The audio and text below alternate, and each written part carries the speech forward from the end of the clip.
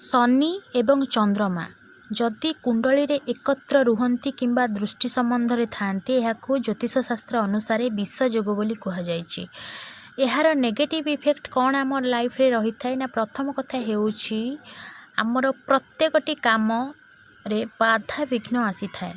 द्वितीय कथा होछि विलंब होइथाए। तृतीय कथा होछि राति रे निद हुए नाही। चतुर्थ कथा होछि मानसिक अशांति वृद्धि होबा सहित आपणकर दिनचर्या ठीक रहिबो नाही। आपण क्रोधी स्वभाव युक्त हेबे काहेकि ना चंद्र हेउछि आपणकर मन।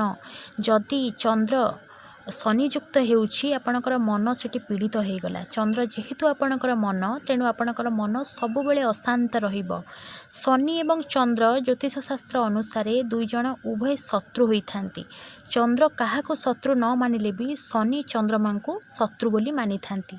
तेणु जो मानकर शनि चंद्र जोग बनुची जातक को विष जोग बोली कह जाए। अर्धनारीश्वर जोग बोली मध्य कह जाए। आपणकर प्रत्येकटी काम विलंब होगा सहित आपण आध्यात्मिक क्षेत्र में मध्य जाई थांती।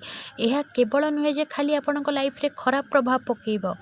यह आपणक लाइफ रे किछिटा भल प्रभाव मध्य देइथाय जोटा कि आध्यात्मिकता आड़क आपन को नहीं थाए।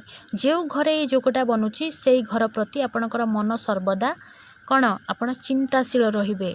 आपण सब बेले चिंता करेंगे से घर को लेकिन। जदि प्रथम घरे बनुची आपण निज प्रति, द्वितीय घरे बनले परिवार प्रति, तृतीय घरे बनले आपणकर छोट भाई भौणी प्रति, एमती जो घरे बनब आपण से घर को लेकिन ओरिड रहिबे, व्यस्त रहिबे, सर्वदा भाविबे। तेणुक यार प्रतिकार होउची आपण सोमवार दिन शुक्लपक्ष सोमवार होइतिबा दरकार। आपण प्रति शुक्लपक्ष सोमवार रे महादेव को अरुआ चाउल एवं मिश्री दान करंतु। यह द्वारा शनि चंद्रमा जो कुप्रभाव रोची आपणक लाइफ रो सेटा टिके कमी थाए।